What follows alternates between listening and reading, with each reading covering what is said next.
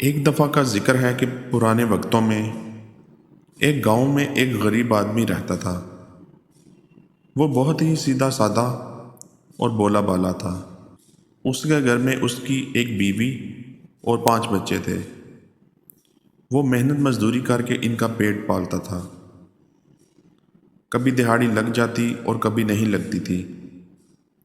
وہ غریب آدمی روزانہ ایک کاغذ پر "اے میرے پروردگار، مجھے 1 لاکھ روپے بھیج دے" لکھ کر ایک غبارے کے ساتھ باندھتا اور آسمان کی طرف اڑا دیتا تھا۔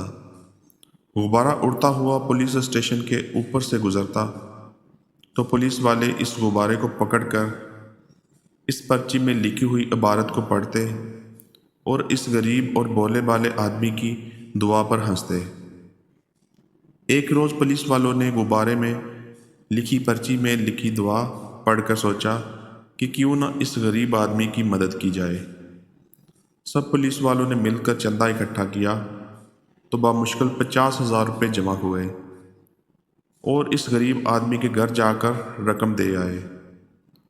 دوسرے روز پولیس والوں نے پھر غبارہ دیکھا تو حیران ہوئے اور اسے فوراً پکڑا اور اس میں لکھی عبارت پڑھی تو ان کے ہوش اڑ گئے۔ اس میں لکھا تھا: یا رب العالمین، آپ کی بھیجی ہوئی رقم مل تو گئی ہے، لیکن آپ کو یہ رقم پولیس والوں کے ہاتھ نہیں بھیجنی چاہیے تھی۔ وہ ظالم اس میں سے آدھی رقم کھا گئے ہیں۔